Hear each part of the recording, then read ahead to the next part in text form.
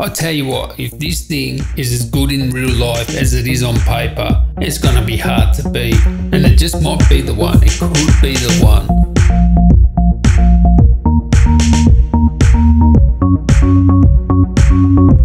So this comes with Windows 10 Home. What the luck? Come on, let's get rid of that Windows Home. Let's get some Windows Pro. Copy and paste my code from the description. You can also get Office 2019. Just paste my code. Woof. It's Windows Pro time.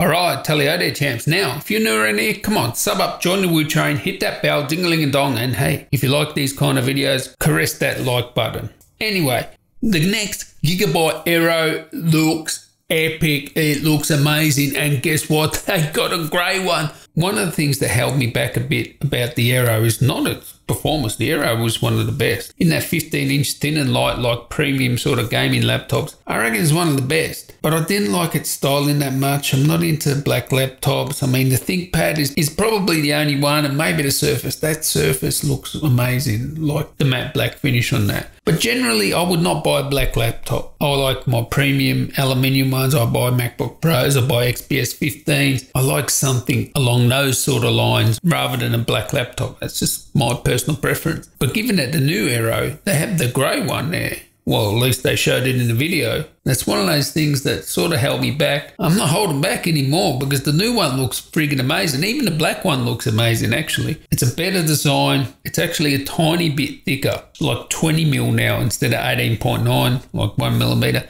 You know, every time everyone says, I'd rather have something thicker and for bigger battery and better cooling, and then they do it, and then people will complain about it. You watch, people will complain, oh, it's thicker now. Like, you can't have it all. And that leads me into what's going to be epic about this. Like, the parts are the same. It's going to have 9th generation CPU up to i9, and it's going to have, you know, RTX laptops, you know, RTX 2070, RTX 2080, whatever. Max-Q, of course, thin and light, goes Max-Q. But not only for gaming is this going to be awesome, this is going to be the content creation laptop to beat. Because yes, they're getting that Samsung OLED panel that everybody is getting, but they're going to calibrate them individually out of the factory, Pantone certified. They do the best color calibration out of anyone. Like, I don't care. Anyone, they have the best color accuracy out of the factory. Now, they're all using the same panel. Everybody's going to be using this panel, the 400 nit OLED. But this will be the most color accurate. They're promising delta E values of no more than 1, gamma 2.2. It's just going to be color accurate for someone that does color work. This is going to be the one to get, because you won't even have to calibrate it. It'll be like that out of the factory.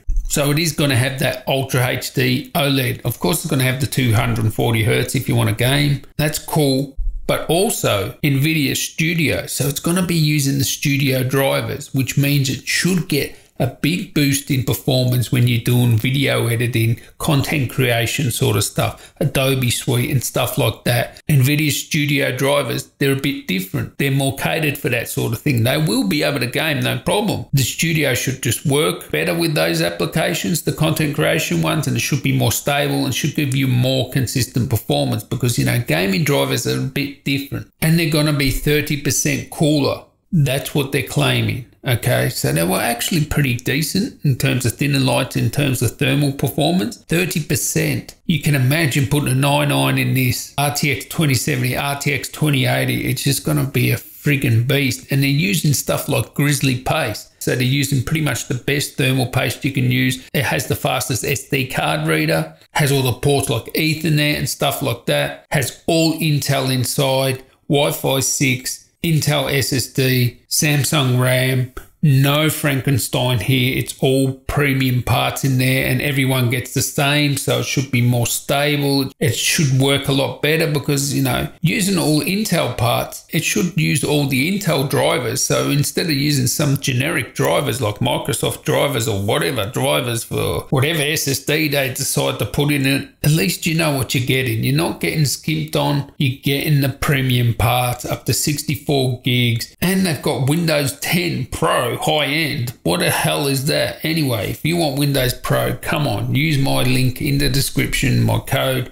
You get it cheap. So if you've got Windows Home, you know what to do. This thing looks amazing. 2M.2s, it's like a dream. It's just a spec dream. Everything's the premium parts. They're doing everything right. I've got to praise them so much. You know, if I was to design a laptop, Maybe I'll design the looks different, but this is what I would do in terms of what I want inside it. This is what I would do. 100%. You can't beat that. Anyway, catch you next one, guys. Tally ho.